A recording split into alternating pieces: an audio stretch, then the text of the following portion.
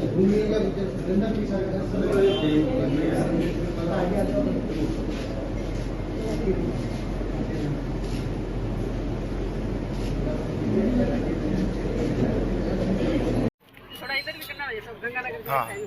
भाई साहब, एक मिनट, एक बार वापस, हाँ ले रहे सर भैया। सभी मतदाताओं से मैं इतना ही आग्रह करता हूँ कि राष्ट्रहित में हम सभी अपने मत का प्रयोग करें, इसलिए आपके वोट से देश का सर्वांगीण विकास हो सकता है, भारत सशक्त हो सकता है। पिछले 10 वर्षों में जनता जनार्दन का आशीर्वाद रहा है, जो जन जन की भावनाएं दिख रही है, तो निश्चित रूप से इस बार भी फिर एक बार मोदी सरकार वही कल्पना लग रही है। और मैं सरकार का उत्साह सुबह से हर पोलिंग बूथ पर दिख रहा है। वो मैं सोचता हूँ कि लगभग 70% से ऊपर मतदान होगा।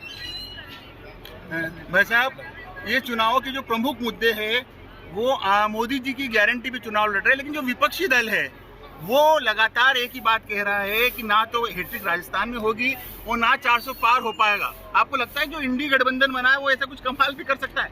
मुझे लगता है कोई भी राजनीतिक दल अपने जीतने की बजाय कि उनको इतने प्रचंड बहुमत से थोड़ा सा कम मिलेगा उसी में खुश है। मुझे बड़ी आश्चर्य वाली बात है कि जो देश में इतने वर्षों तक जो पार्टी शासन किया, अनेक प्रदेशों में जिन्होंने सत्ता का संचालन किया, वो पार्टी आज क्षेत्रीय पार्टी के रूप में बनती जा रही है, जिनके सेनापति स्वयं अपनी सीट जिस अमेठी ने कई बार दिल्ली भेजा, वहाँ से भागकर वायनाड चले जाते हैं। तो वही चित्र राजस्थान में भी दिखता है कि कईयों को पकड़ के टिकट देना पड़ता है और कई देने के बाद भी कहते हैं मुझे तो चुनाव नहीं लगा। जिसका सेनापति ही भग जाए डर से, तो उसकी जनता उन पर तो विश्वास नहीं करेगी। मैं सोचता हूँ कि कांग्रेस पार्टी की सोच इतनी है कि हम 400 से एक सीट कम आ जाएगी तो उसी में खुश है, तो वो अपने लिए नहीं लड़ रहे। और मोदी जी को क्यों रोकना चाहते हैं? क्या धारा 370 हटना गलत था क्या प्रभु श्री राम मंदिर बनना गलत था क्या? कि किसी गरीब का मकान बनना, शौचालय बनना, गैस का कनेक्शन होना गलत था क्या? जनधन का खाता होना गलत था क्या? हर घर में पीने का शुद्ध पानी पहुँचे गलत था क्या? किसान को किसान सम्मान निधि मिले गलत था क्या? लेकिन कोई जवाब नहीं है। आज भारत की अर्थव्यवस्था दुनिया की टॉप 5 में पहुँच गई और आने वाले दिन में टॉप 3 में पहुँचेगी। कोई तो बताए कि क्या गलती है?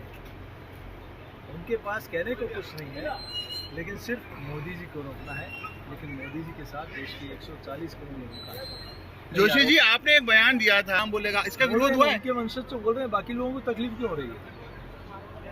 उनके वंशज के लोग बोल रहे हैं, रामराज की कल्पना हम लोग कर रहे हैं, इसमें कांग्रेस के लोगों को तकलीफ किस बात की है?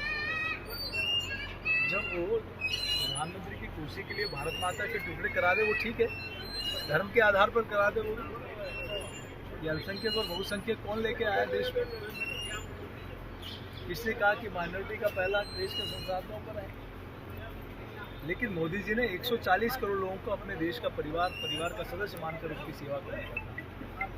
कांग्रेस ने हमेशा से जातिवाद, क्षेत्रवाद, पंथवाद यही काम किया है। लेकिन अब देश की जनता इनका चरित्र और चाल समझ गई है। अब इनके कहने में, इनके बहकाव में नहीं है।